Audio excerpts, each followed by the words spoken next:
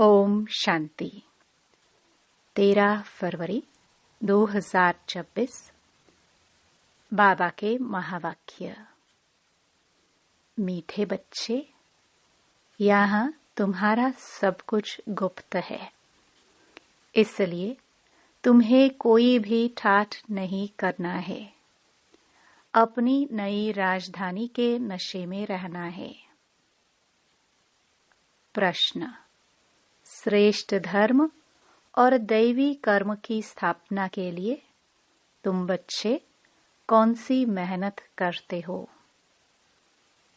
उत्तर: तुम अभी 5 विकारों को छोड़ने की मेहनत करते हो, क्योंकि इन विकारों ने ही सबको भ्रष्ट बनाया है। तुम जानते हो, इस समय सभी दैवी धर्म और कर्म से भ्रष्ट है। बाप ही श्रीमत देकर श्रेष्ठ धर्म और श्रेष्ठ दैवी कर्म की स्थापना करते हैं। तुम श्रीमत पर चल बाप की याद से विकारों पर विजय पाते हो। पढ़ाई से अपने आप को राज तिलक देते हो। गीत तुम्हें पाके हमने। ओम शांति। मीठे मीठे रूहानी बच्चों ने यह गीत सुना। रूहानी बच्चे ही कहते हैं कि बाबा, बच्चे जानते हैं यह बेहद का बाप बेहद का सुख देने वाला है, अर्थात वह सभी का बाप है। उनको सब बेहद के बच्चे आत्माएं याद करते रहते हैं, किसी न किसी प्रकार से याद करते हैं, परंतु उनको यह पता नहीं है कि हमको कोई उस परमपिता परमात्मा से विश्व की बादशाही मिलती है। तुम जानते हो, हमको बाप जो सतयुगी विश्व की बादशाही देते हैं, वह अटल अखंड अडोल है। वह हमारी बादशाही 21 जन्म कायम रहती है। सारे विश्व पर हमारी राजाई रहती है, जिसको कोई छीन नहीं सकता, लूट नहीं सकता। हमारी राजाई है अडोल, क्योंकि वहां एक ही धर्म है, द्वैत है नहीं। वह है अद्वैत राज्य। बच्चे जब भी गीत सुनते हैं तो अपनी राजधानी का नशा आना चाहिए। ऐसे ऐसे गीत घर में रहने चाहिए। तुम्हारा सब कुछ है गुप्त, और बड़े बड़े आदमियों का बहुत ठाठ होता है। तुमको कोई ठाठ नहीं है। तुम देखते हो, बाबा ने जिसमें प्रवेश किया है वह भी कितना साधारण रहते हैं। यह भी बच्चे जानते हैं, यहाँ हर एक मनुष्य अनराइटियस छीछी काम ही करते हैं, इसलिए बेसमझ कहा जाता है। बुद्धि को बिल्कुल ही ताला लगा हुआ है। तुम कितने समझदार थे, विश्व के मालिक थे। अभी माया ने इतना बेसमझ बना दिया है जो कोई काम के नहीं रहे हैं। बाप के पास जाने के लिए यज्ञ तप आदि बहुत करते रहते हैं, परंतु मिलता कुछ भी नहीं है। ऐसे ही धक्के खाते रहते हैं। दिन प्रतिदिन अकल्याण ही होता जाता है। जितना जितना मनुष्य तमो प्रधान हो जाते हैं, उतना उतना अकल्याण होना ही है। ऋषि मुनि जिनका गायन है, वह पवित्र रहते थे, नेति नेति कहते थे। अभी तमो प्रधान बन गए हैं तो कहते हैं शिवोहम ततत्वम, सर्वव्यापी है, तेरे मेरे में सब में है। वो लोग सिर्फ परमात्मा कह देते हैं, परमपिता कभी नहीं कहेंगे। परमपिता उनको फिर सर्वव्यापी कहना यह तो रॉन्ग हो जाता है। इसलिए फिर ईश्वर व परमात्मा कह देते हैं। पिता अक्षर बुद्धि में नहीं आता है, करके कोई कहते भी हैं तो भी कहने मात्र। अगर परमपिता समझे तो बुद्धि एकदम चमक उठे। बाप स्वर्ग का वर्षा देते हैं, वह है ही हेवनली गॉड फादर। फिर हम नरक में क्यों पड़े हैं? अब हम मुक्ति, जीवन मुक्ति कैसे पा सकते हैं? यह किसकी भी बुद्धि में नहीं आता है। आत्मा पतित बन पड़ी है। आत्मा पहले सतो प्रधान समझदार होती है, फिर सतो रजो तमो में आती है, बेसमझ बन पड़ती हैं। अभी तुमको समझ आई है। बाबा ने हमको यह स्मृति दिलाई है। जब नई दुनिया भारत था तो हमारा राज्य था। एक ही मत, एक ही भाषा, एक ही धर्म, एक ही महाराजा महारानी का राज्य था। फिर द्वापर में वाम मार्ग शुरू होता है। फिर हर एक के कर्मों पर मदार हो जाता है। कर्मों अनुसार एक शरीर छोड़ दूसरा लेते हैं। अभी बाप कहते हैं, मैं तुमको ऐसे कर्म सिखाता हूँ जो 21 जन्म तुम बादशाही पाते हो। भल वहां भी हद का बाप तो मिलता है, परंतु वहां यह ज्ञान नहीं रहता कि यह राजाई का वर्षा बेहद के बाप का दिया हुआ है। फिर द्वापर से रावण राज्य शुरू होता है। विकारी संबंध हो जाता है। फिर कर्मों अनुसार जन्म मिलता है। भारत में पूज्य राजाए भी थे तो पुजारी राजाए भी है। सतयुग त्रेता में सब पूज्य होते हैं। वहां पूजा व भक्ति कोई होती नहीं। फिर द्वापर में जब भक्ति मार्ग शुरू होता है तो यथा राजा रानी तथा प्रजा पुजारी भगत बन जाते हैं। बड़े से बड़ा राजा जो सूर्यवंशी पूज्य था वही पुजारी बन जाते। अभी तुम जो वाइसलेस बनते हो उसकी प्रारब्ध 21 जन्म लिए है। फिर भक्ति मार्ग शुरू होता है। देवताओं के मंदिर बनाकर पूजा करते रहते हैं। यह सिर्फ भारत में ही होता है।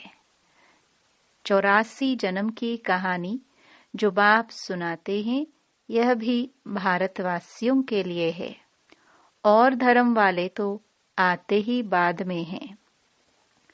फिर तो वृद्धि होते होते ढेर के ढेर हो जाते हैं। वैरायटी भिन्न भिन्न धर्म वालों के फीचर्स हर एक बात में भिन्न भिन्न हो जाते हैं। रस्म रिवाज भी भिन्न भिन्न होते हैं। भक्ति मार्ग के लिए सामग्री भी चाहिए। जैसे बीज छोटा होता है, झाड़ कितना बड़ा है, झाड़ के पत्ते आदि गिनती नहीं कर सकते। वैसे भक्ति का भी विस्तार हो जाता है।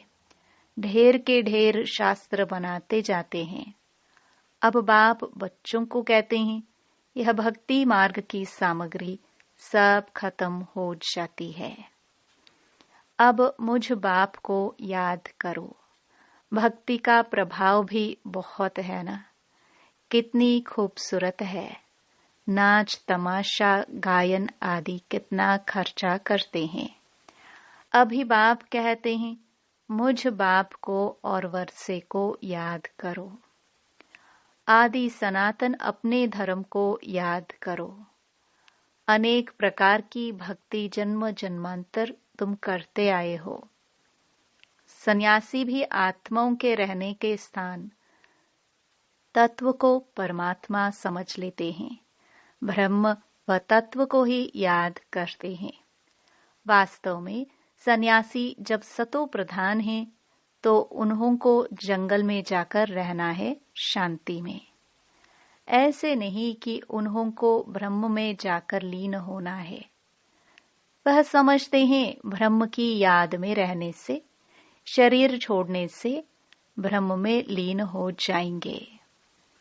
बाप कहते हैं लीन कोई हो नहीं सकते। आत्मा तो अविनाशी है ना, वह लीन कैसे हो सकती। भक्ति मार्ग में कितना माथा कूट करते हैं। फिर कहते हैं भगवान कोई ना कोई रूप में आएंगे। अब कौन राइट? वह कहते हम ब्रह्म से योग लगाए, ब्रह्म में लीन हो जाएंगे। गृहस्थ धर्म वाले कहते भगवान किसी न किसी रूप में पतितों को पावन बनाने आएंगे। ऐसे नहीं कि ऊपर से प्रेरणा द्वारा ही सिखलाएंगे। टीचर घर बैठे प्रेरणा करेंगे क्या? प्रेरणा अक्षर है नहीं। प्रेरणा से कोई काम नहीं होता। भल शंकर की प्रेरणा द्वारा विनाश कहाँ जाता है, परंतु है यह ड्रामा की नोंद। उन्हों को यह मुसल आदि तो बनाने ही है। यह सिर्फ महिमा गाई जाती है। कोई भी अपने बड़ों की महिमा नहीं जानते। धर्म स्थापक को भी गुरु कह देते हैं, लेकिन वे तो सिर्फ धर्म स्थापन करते हैं। गुरु उनको कहा जाता जो सद्गति करे। वह तो धर्म स्थापन करने आते हैं। उनके पिछाड़ी उनकी वंशावली आती रहती है। सद्गति तो किसकी करती ही नहीं, तो उनको गुरु कैसे कहेंगे? गुरु तो एक ही है, जिसको सर्व का सद्गति दाता कहा जाता है। भगवान बाप ही आकर सबकी सद्गति करते हैं, मुक्ति जीवन मुक्ति देते हैं। उनकी याद कभी किससे छूट नहीं सकती। भल पति से कितना भी प्यार हो, फिर भी है भगवान, हे ईश्वर जरूर कहेंगे, क्योंकि वही सर्व का सद्गति दाता है। बाप बैठ समझाते हैं यह सारी रचना है। रचयिता बाप मैं हूं। सबको सुख देने वाला एक ही बाप ठहरा। भाई भाई को वर्षा नहीं दे सकते। वर्षा हमेशा बाप से मिलता है। तुम सभी बेहद के बच्चे को बेहद का वर्षा देता हूं। इसलिए ही मुझे याद करते हैं, हे परमपिता क्षमा करो, रहम करो। समझते कुछ भी नहीं। भक्ति मार्ग में अनेक प्रकार की महिमा करते हैं। यह भी ड्रामानुसार अपना पार्ट बजाते रहते हैं। बाप कहते हैं मैं कोई इन्हों के पुकारने पर नहीं आता हूं। यह तो ड्रामा बना हुआ है। ड्रामा में मेरे आने का पाठ नोंधा हुआ है। अनेक धर्म विनाश, एक धर्म की स्थापना व कलयुग का विनाश, सतयुग की स्थापना करनी होती है। मैं अपने समय पर आपे ही आता हूं। इस भक्ति मार्ग का भी ड्रामा में पाठ है। अभी जब भक्ति मार्ग का पाठ पूरा हुआ तब आया हुआ हूं। बच्चे भी कहते हैं अभी हम जान गए। 5000 वर्ष के बाद फिर से आपके साथ मिले हैं। कल्प पहले भी बाबा आप ब्रह्मा तन में ही आए थे। यह ज्ञान तुमको अभी मिलती है, फिर कभी नहीं मिलेगा। यह है ज्ञान, वह है भक्ति। ज्ञान की है प्रारब्ध, चढ़ती कला। सेकंड में जीवन मुक्ति कहा जाता है। कहते हैं जनक ने सेकंड में जीवन मुक्ति पाई। क्या सिर्फ एक जनक ने जीवन मुक्ति पाई? जीवन मुक्ति अर्थात जीवन को मुक्त करते हैं इस रावण राज्य से। बाप जानते हैं सब बच्चों की कितनी दुर्गति हो गई है। उन्हों की फिर सद्गति होनी है। दुर्गति से फिर ऊंच गति मुक्ति जीवन मुक्ति को पाते हैं। पहले मुक्ति में जाकर फिर जीवन मुक्ति में आएंगे। शांति से फिर सुखधाम में आएंगे। यह चक्र का सारा राज बाप ने समझाया है। तुम्हारे साथ और भी धर्म आते जाते हैं। मनुष्य सृष्टि बुद्धि को पाती जाती है। बाप कहते हैं, इस समय यह मनुष्य सृष्टि का झाड़ तमो प्रधान जड़जड़ीभूत हो गया है। आदि सनातन देवी देवता धर्म का फाउंडेशन सारा सड़ गया है। बाकी सब धर्म खड़े हैं। भारत में एक भी अपने को आदि सनातन देवी देवता धर्म का समझता नहीं है। हे देवता धर्म के, परंतु इस समय यह समझते नहीं है। हम आदि सनातन देवी देवता धर्म के थे, क्योंकि देवताएं तो पवित्र थे। समझते हैं हम तो पवित्र हैं नहीं। हम अपवित्र पतित अपने को देवता कैसे कहलाए? यह भी ड्रामा के प्लान अनुसार रस्म पड़ जाता है। हिंदू कहलाने की आदमशुमारी में भी हिंदू धर्म लिख देते हैं। भल गुजराती होंगे तो भी हिंदू गुजराती कह देंगे। उनसे पूछो तो सही कि हिंदू धर्म कहाँ से आया, तो कोई को पता नहीं है, सिर्फ कह देते हमारा धर्म श्री कृष्ण ने स्थापन किया। कब?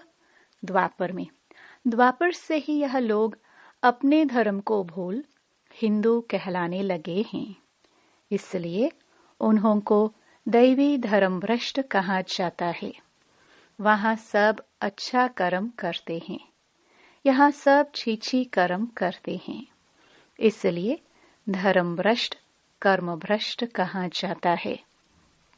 अब फिर श्रेष्ठ धर्म श्रेष्ठ दैवी कर्म की स्थापना हो रही है। इसलिए कहा जाता है, अब इन 5 विकारों को छोड़ते जाओ। यह विकार आधा कल्प से रहे हैं। अब एक जन्म में इनको छोड़ना, इसमें ही मेहनत लगती है।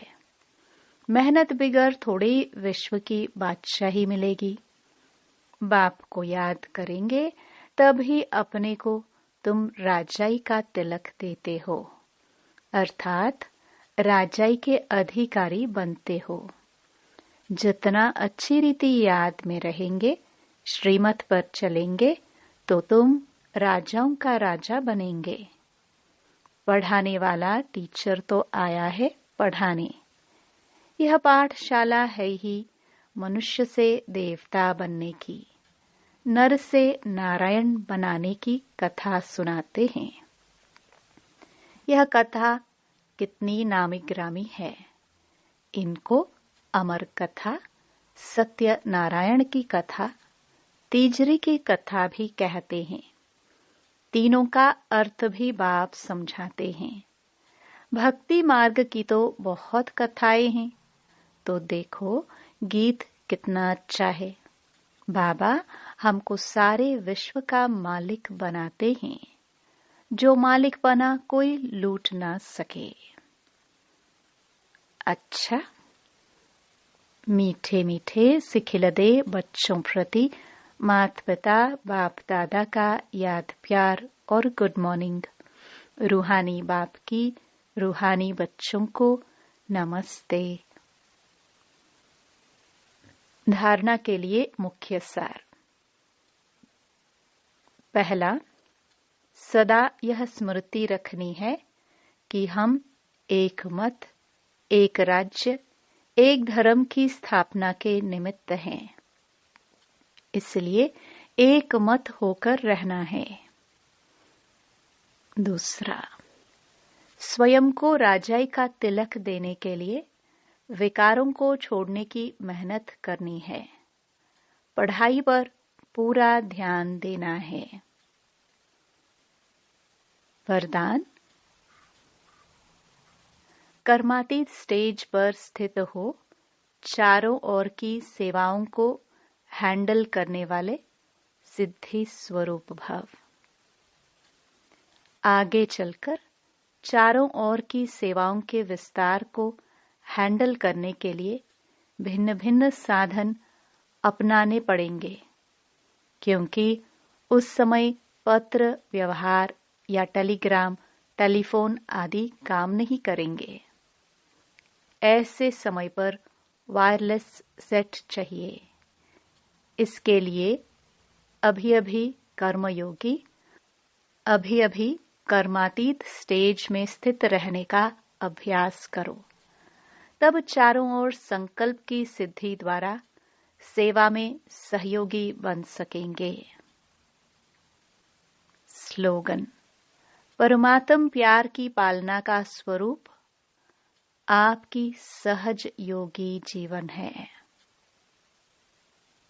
ये अव्यक्त इशारे एकता और विश्वास की विशेषता द्वारा सफलता संपन्न बनो। हर एक को 2 बातें विशेष ध्यान में रखनी है। एक, सदा संस्कारों को मिलाने की यूनिटी। दूसरा, 1-2 में विश्वास रख सदा संतुष्ट रहना है और सबको संतुष्ट करना है। जब यह दोनों बातें सदा ध्यान पर रहेंगी, तब बाप जो है, जैसा है, वैसा दिखाई देगा और प्रत्यक्षता होगी। ओम शांति।